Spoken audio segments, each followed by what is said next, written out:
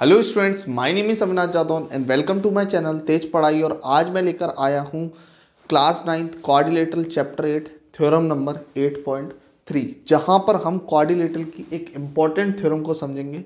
क्या कह रही है ये थ्योरम, आइए समझते हैं। If each pair of the opposite sides of quadrilateral is equal then it is a parallelogram. उसने बोला है कि यदि किसी भी क्वाड्रिलेटरल की अपोजिट साइड्स आपस में अगर इक्वल होती हैं तो क्या वो पैरेललोग्राम होगा। तो इस थ्योरम्स को हमें प्रूफ करना है।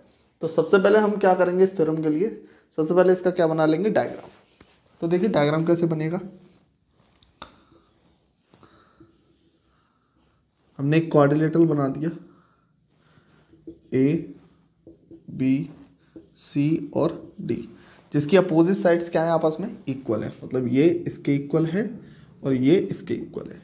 ठीक, अब आपको मालूम है हमें क्या करना है, गिवन करना है। इसमें गिवन निकालना है। तो गिवन निकालने के लिए सबसे पहले हमने लिखा गिवन। अब आपको मालूम है इसमें गिवन क्या है हमको, तो इसमें सिंपल गिवन हमको ए बी सी डी, इसमें क्या गिवन है आपको, in each opposite sides are equal, मतलब अपोजिट साइड्स आपको गिवन है इक्वल है। तो A B C D is a quadrilateral जो कि आपको गिवन है, और उसके साथ साथ आपको क्या गिवन है कि A C is equal to, A C क्यों, ए बी, तो A B is equal to C D and A D is equal to B C. ठीक है, ये आपको गिवन था। ठीक, अब आपको प्रूफ क्या करना है, टू प्रूफ लिखते हैं। तो लिखा टू प्रूफ, और टू प्रूफ में हमको मालूम है हमें क्या प्रूफ करना है, इट इज अ पैरेललोग्राम। तो हमको ये प्रूफ करना है कि A B C D is a parallelogram. अब आपको मालूम है अगर इसमें पैरेललोग्राम प्रूफ करना है, प्रूफ क्या करना है हमको कि ए बी सी डी एक पैरेललोग्राम है।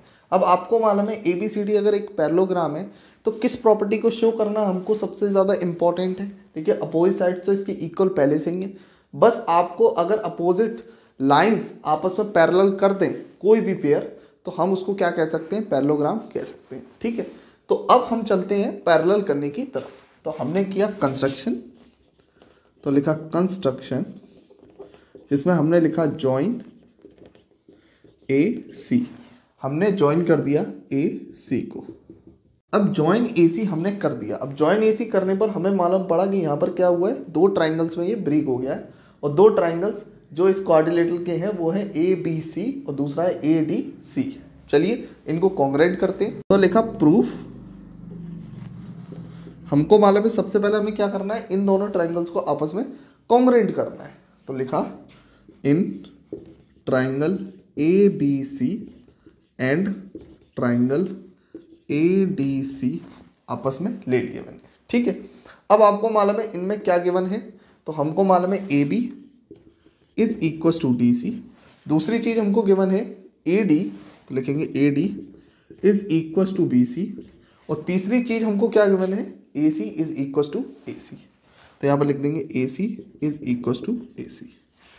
तो हमको तीनों क्या मिली है, साइड।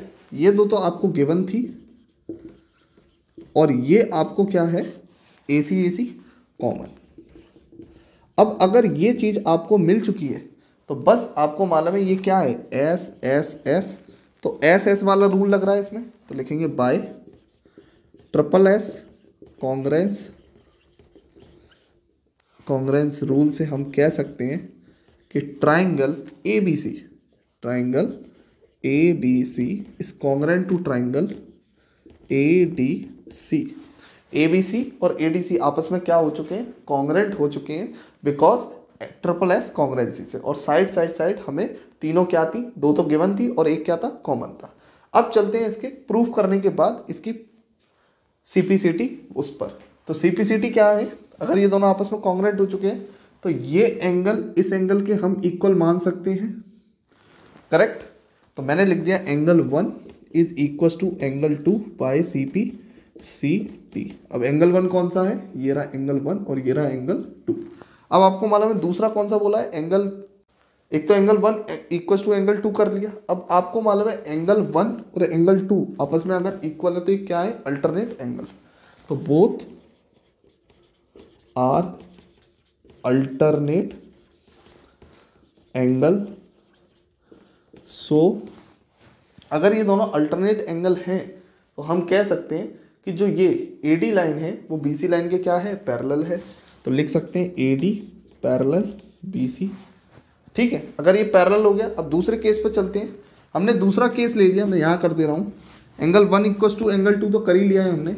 अब लिख लिया मैंने एंगल 3 इक्वस टू एंगल 4।